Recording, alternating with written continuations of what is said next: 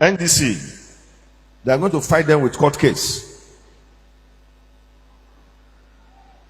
Court case. We're fighting for our lives. We are fighting for the soul of Nigeria. It is no longer business as usual. It is now business unusual. We are not going to sit back where some people think that they have the monopoly of anyhowness or madness. Every one of us, there's best in the psychiatric hospital for every one of us. We want to show that madness. All of us will sit down and do it. And so as we go on, it's not the one that people are going to fold their hands. And I said something. The other day I was saying something. A lot of times people talk about... NDC should be proactive. They should go to appeal it immediately. They might miss today. Tomorrow is not a court period. On Monday, first on Monday. Now, let me quickly tell you, it was a lack of good judgment for him to have gone to ADC. Somebody that can make such a monumental error cannot be entrusted with the destiny of over 200 million Nigerians. Okay. They shouldn't appeal this. Because this PMP, from my understanding of little understanding of law, they should have gone to appeal court to say, we were excluded from this judgment. And let me tell you, do you know this NDC una day? Now by court order. I not do. Okay, that you are sympathizing. NDC is not a party. As in terms of registration, NDC is a creation of the court. As we go into 2027, let me tell you, Seun, it's a war we are going into. Nigeria, yes, it's a war. And let me land. We are safe. The next election will be the same. I can tell you, the next election will be the same. They give me the speech. I said this coming election, 2027. Any we die there. You carry gun come, we did there. Now cutlass, we did there. Bottle, we did there. We go prepare ourselves. 2027 not before. We will not cower. Yes, 2023 happened and lessons have been learned. It won't happen again. This time around, we will make sure that we are everywhere. We will vote. The vote will count, and those who think they will not count it, will count them. Hello guys, welcome back to Jega Film. Before we continue discussing the Justice Issa judgment regarding NDC, there are 3 videos I want to play for you guys. Because this video, 3 videos further buttress the notion or give reasons why APC and Tinubu will do everything possible, be it legal or illegal, to make sure that Peter Obi did not appear on the ballot box or on the ballot paper in this forthcoming general election. So before I play the first video for you guys, please, if you are new to my channel, please guys, hit that subscribe button, click on the bell icon so that whenever I drop any latest update, you'll be notified. So the first video is the video of Peter Obi and Soludo in the church at the same time. So both of them were called out or called to the public. You will see the reception that Peter Obi got versus the reception that Soludo got. So then you come back and make your first judgment. I'd like to thank the governor of Anambra State, Professor Chukwuma Soludo.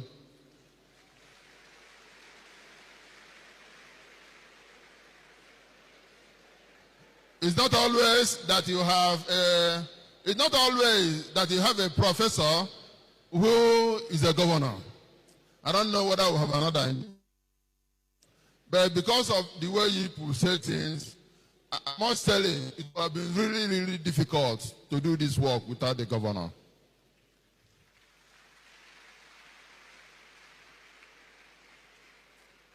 He offered, he called, he put on conference call so that the roads will be tidied. I don't want to say some other thing because I don't think people like to say things like that. But my Lord Bishops, I want you to pray for him, to be praying for him. Let me not say more. Thank you, Your Excellency. Anyway, we said the rest evening. I want to also, the former governor of Anambra State is here, Peter Obi.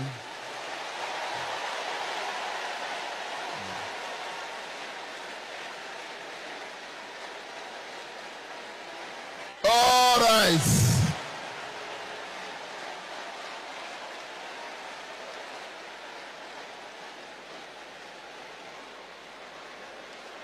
Praise be to Jesus.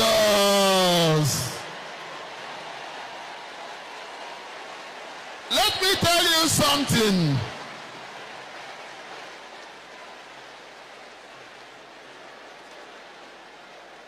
let me tell you something.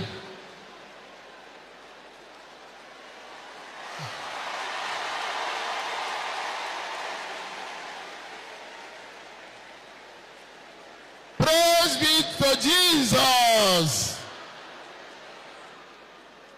At times, if you clap for the governor, if you clap for Obi, don't forget to clap for me. I was his chaplain for 8 years in the government house.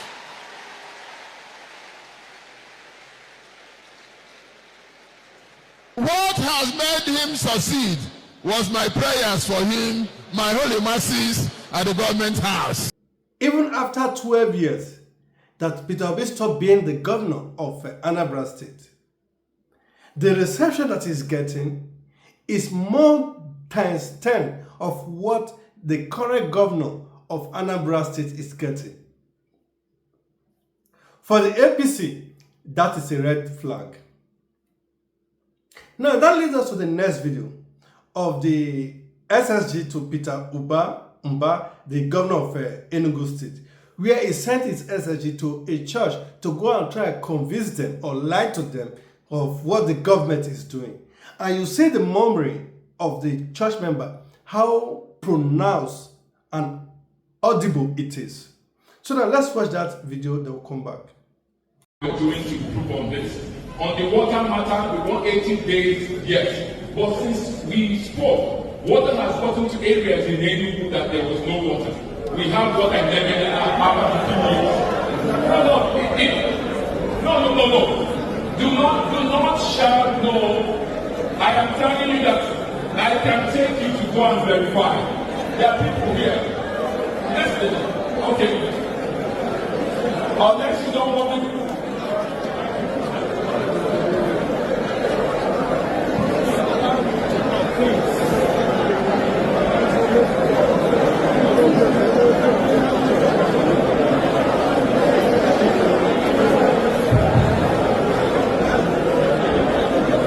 So basically that also is also a red flag for the APC of what is to come. If the people in the church are so audible in their disagreement or their disbelief of what the SSG is saying, that alone is enough to make sure your tough opponent never appeared on the ballot paper. This leads us to the next video of, I know this video, most of you guys might have watched it, but I want us to watch it now from this preview of what we are trying to build in this story. This is of Ruben Abati, where what he said regarding Peter Obi after his interview with Peter Obi. So let's watch that video, then we'll come back. In Abuja, whenever he's there. Look, the same cannot be said for many of these former governors. And he also pointed out that since he left office as governor in 2014, no succeeding state government has even bought him a bottle of water. Well, if you compare that, I don't think he was saying that in the context of expectation. It was the subtext for me is the fact that many of these former governors, they collect all kinds of privileges from the states. They would take a house in their states, they will get a house in Abuja, their medicals and that of their families will be paid for by the state government. They will go on holiday at state expense. They just turn themselves into government children. Whereas the honor of service should be more important. And so you have an example of one governor here saying that, look, it's not a parasite. It was enough for him to have served. And I think that is important. And you recall that in many states of the Federation, there's been, a protest against former governors who end up living a parasitic life, living like leeches, at the people's expense in their various states. Again, about Mr. Peter Obi's simplicity. I was once on a trip to Morocco. Some of these people, when they are going to London, some people go through Libya, some people go through Turkey, They cannot afford to buy, direct flight ticket to London. And that was even in those days when, tickets were even cheaper. Not now that, you almost have to go and rob a bank to be able to travel from one part of the world to the other. People were shocked when they saw Mr. Peter Obi inside the aircraft, inside economy class, going to London via Air Maroc. In fact, the whole aircraft, just stood up and they started clapping for him. They couldn't believe that a man with his kind of background as a businessman, a former governor, would just, take the simple route to go to London. I've seen him on the streets of London before. You will see him carrying his own bag. He doesn't have an entourage. Maybe you will see him with one person, Valentine, who was my classmate at Lagos State University.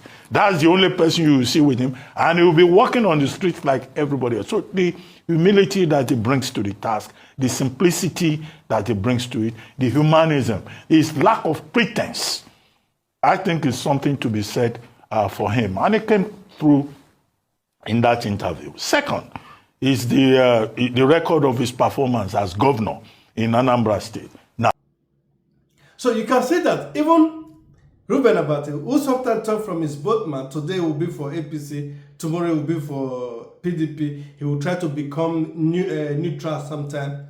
You can see the accolades he's giving to Peter Obi, which further prove that Peter Obi is what Nigerians deserved to be their president. But we know all the powers that be will do everything possible to make sure that never come to pass. And that leads us to the first video I want us to look, or the next video I want us to watch from Landslide podcast regarding this same story. So now let's listen to them, then we'll come back. The issue with that of ADC was that the appeal court before has already deliberated on the matter when Justice Lifuna came. Yeah. Now, deliberating on the matter by the appeal court, which is a more higher court, the high court cannot deliberate on it again. That's what they call it, judicial rascality. But this one, it has not gone to the appeal court prior to this time. That's what I'm saying. I've been justified because I said this thing some 2 days ago when a court as an to register other Labour Party and others. I said it shouldn't be hurry for anybody. Now today is ADA, tomorrow it could be NDC. I didn't take a long time before it happened. So for me, am I surprised? Honestly, I am not. This Nigerian political space, anything is possible. And our court is a court that you can go and acquire judgment, whether rightly or wrongly. Because I find it funny. This is a case that's been adjudicated by the same court.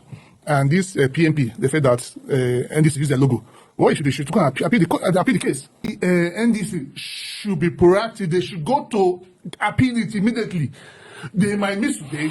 Tomorrow is not a court period. On Monday, first on Monday, they shouldn't appeal this. Because this PMP, from my understanding of later understanding of law, they should have gone to appeal court to say we were excluded from this judgment. They went back to the originating court. So NDC shouldn't wait till the substantive case comes up. They should go and appeal this judgment, asking for the registration, because it's going to affect them negatively, massively negatively. The timeline of INEC is running. Yes, if you remember, NDC is already in court challenging the timeline. Or the court delivers, the timeline stands. So they should go and appeal this case. Because we can't have a political space that is devoid of competition. An election is just in January here. Here's what to do. I know, as it is now, everybody are afraid because of how or what length the APC will go to make sure that they stop every opposition party that they see as a threat to them. So his advice is that NDC, should go to the appeal court to make sure they appeal this case before anything. They should not delay anymore because of the timetable. So who is in that position to answer this question rather than Mr. Fred, who is also a SASAT, I think a SASAT NDC secretary. So let's hear what he has to say. NDC did not obtain judgment by fraud. facts were fully disclosed. These facts are at the disposal of the court. Well, he's claiming that those facts were not fully disclosed.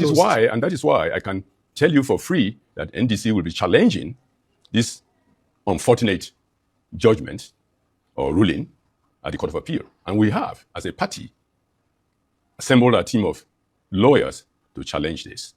It is unheard of, and it cannot be, and it will not stand. Do you think the judge went ultra vires? The judge, his powers as a judge, that is why, to do what nobody asked him to do? Yes, he went on a voyage. He went on a voyage that did violence to judicial precedent and practice.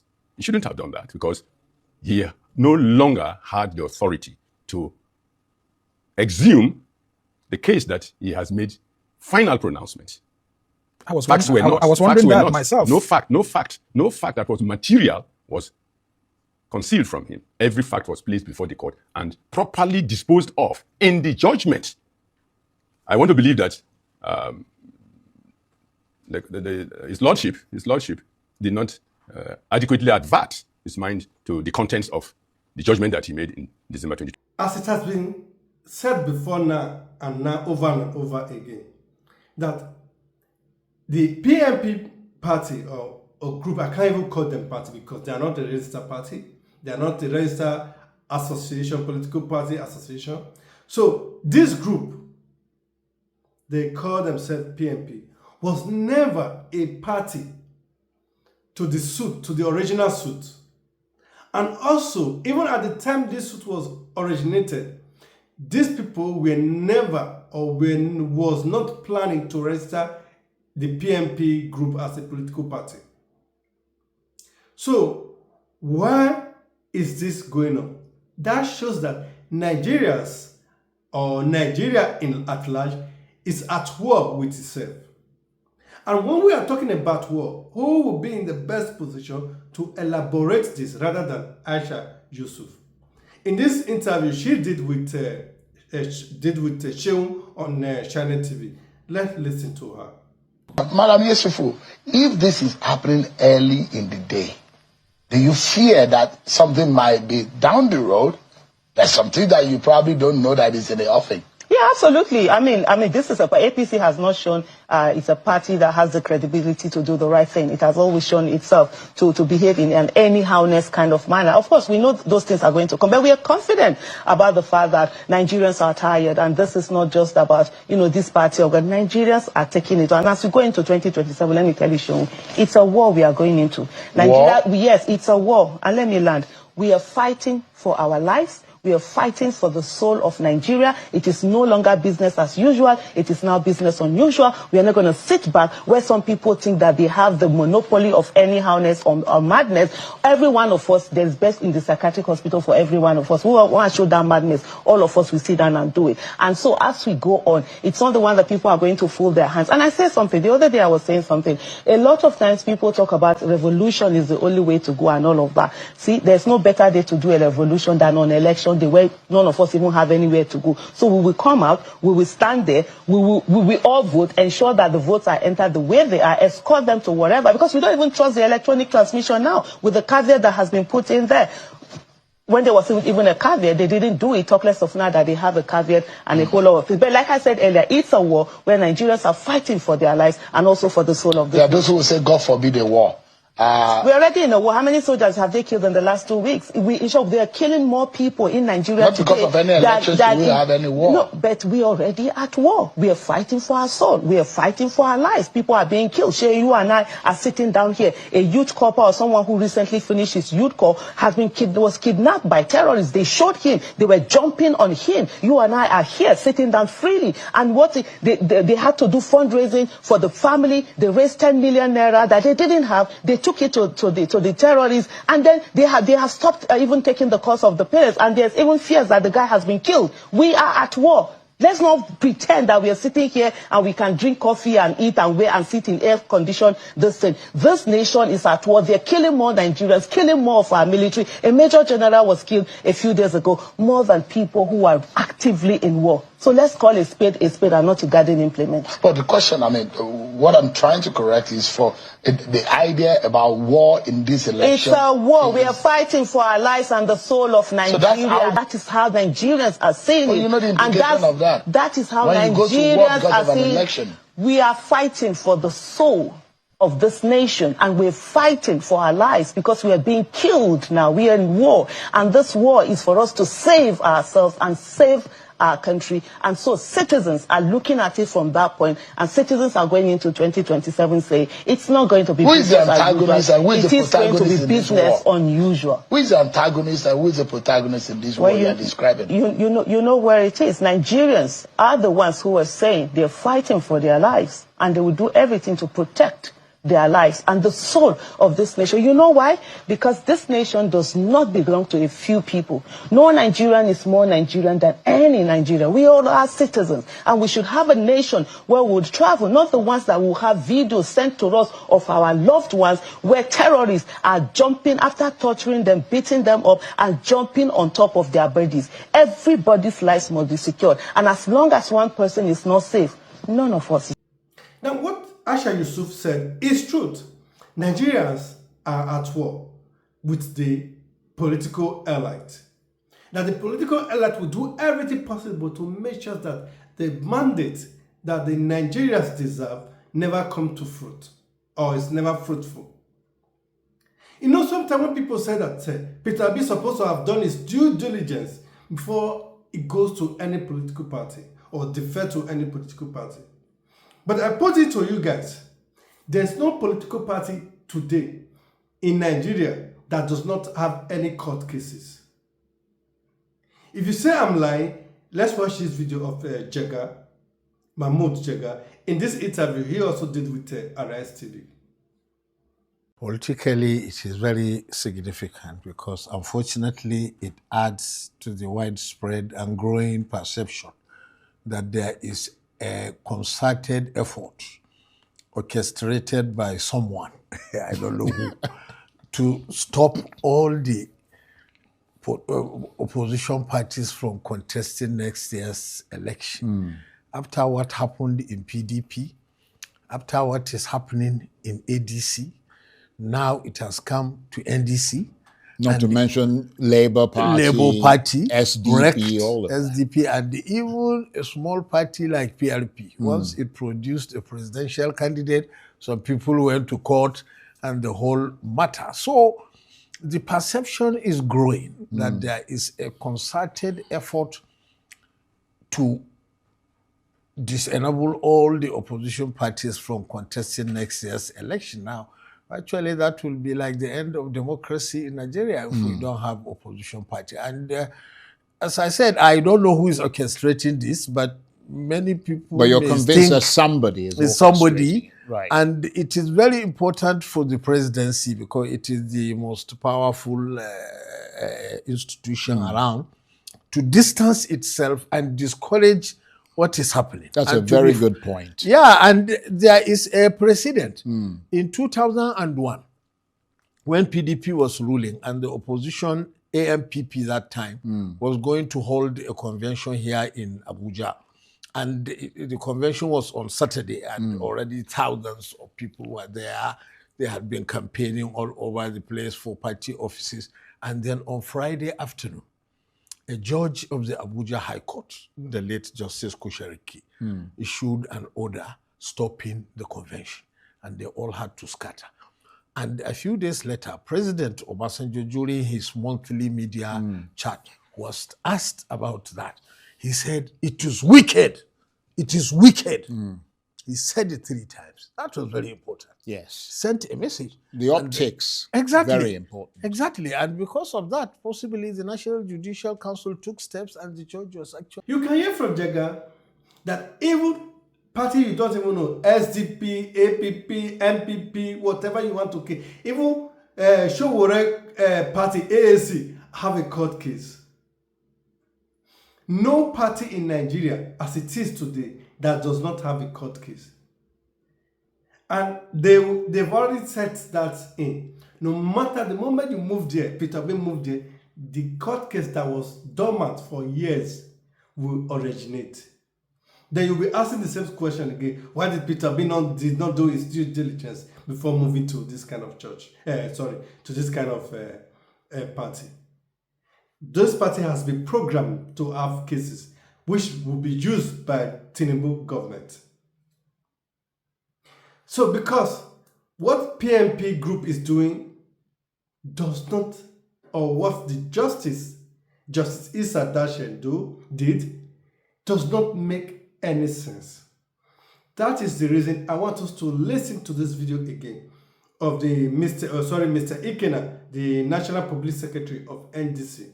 Although he has done some interview before, but this is another interview he did with Arise TV. I want us to listen to it because this is so very important. We have to be pushing it to everybody to know that this, what is going on now is the manipulation of APC and its judgment. In fact, we're not just registered. The original and substantive judgment of the court was that we were deemed to have been registered by INEC. Deemed registered. In fact, if you read the entirety of that judgment, a lot of consequential orders were made that made it look like we were actually registered by INEC from when we actually applied. INEC had a duty to register us, refused for no justification to register us after we had met all the requirements for registration. That was what drove us to court. And the court held that when INEC, in the course of hearing, admitted that the only reason for which they had refused to register us, which was that our logo resembled that of APC, not Peace Mass Move Party, whatever. The letter they wrote to us, and on the basis of which we went to court, stated that our logo resembled that of APC, All Progressives Congress. That is why we went to court. And that is why it was not necessary at the time we went to court to join any other party other than INEC. In fact, if we had any reason to have joined anybody at that stage, it would have been APC itself, because the reason for not refusing to register us was that our logo resembled that of APC, not a non-existing PMP. Now, it was only when we got to court, after we had filed and served our originating summons, that INEC, in their response to our originating summons, mentioned the name PMP, stating that our logo looked like that of PMP. It is a fundamental principle of law that you cannot reprobate and approbate. If you had given one reason for refusing to register NDC and for which you had gone to court, the moment you abandoned that reason in the course of the trial and actually admitted before the court that reason you gave originally did not actually exist, you had conceded to that judgment. And so we had no reason from the beginning to have joined PMP. Now, basically, when they raised PMP as a reason, a new reason for which we were never told, our response was very simple. One, as at the time we went to court, there were 18 registered political parties. PMP was not one of them. Two, 171 political associations applied to be registered as political parties. PMP was not one of them.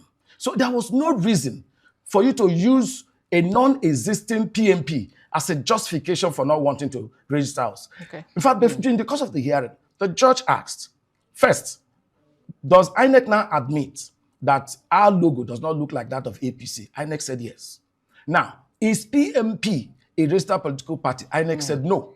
Is PMP one of the 171 that applied for registration? INEC said no. One would then wonder, if PMP was not one of the registered political associations during that registration process, in what way were they right?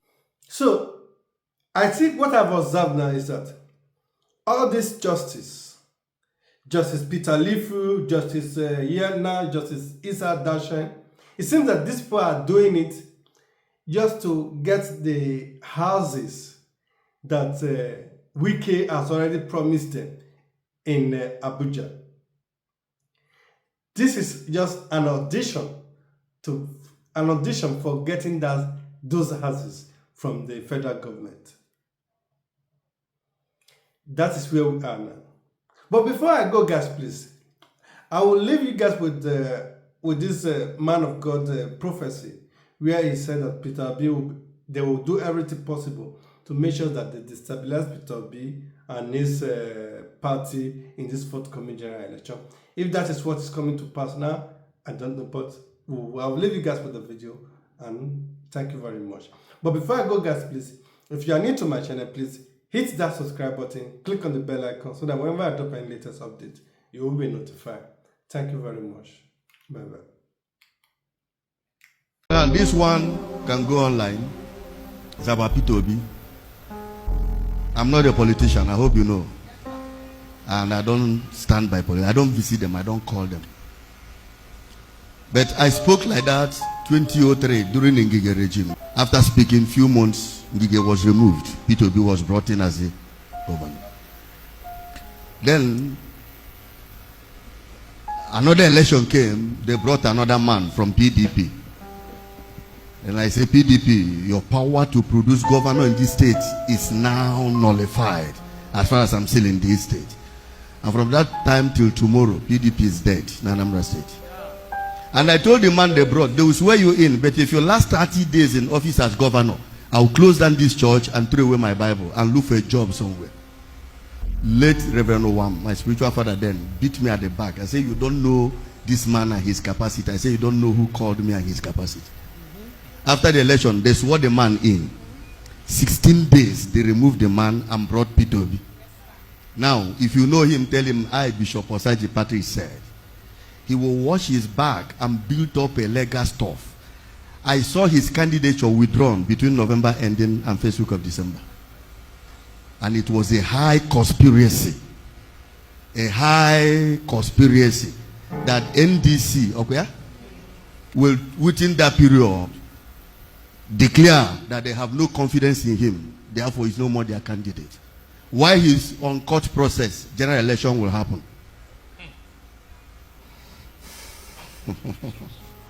I don't talk. And all the things I say in January about this year, are they not happening? Yeah. Huh? Are they not happening? Signs in the sky, alien being found in some countries. Find this video interesting. Virus that disease that break out and kill people in hours. April 1, Anchor virus. Now, I had information 2 days ago that Ebola newly broke out in Congo and people are dying in their numbers. The only one that remains in is division of Nigeria, which is like just like this. It will happen. We don't just talk.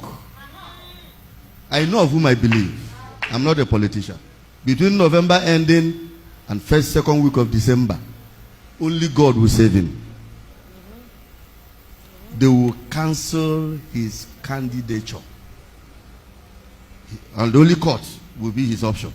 And while they are in court process, general election happens, and that's it. And the conspiracy is too high. Just like when I told Stelodua, say the conspiracy against you last election, that even if you share 1 million to every member of your constituency, you will see who fail. After the election, he failed. He thought I was one of those men of God. Your days are getting brighter.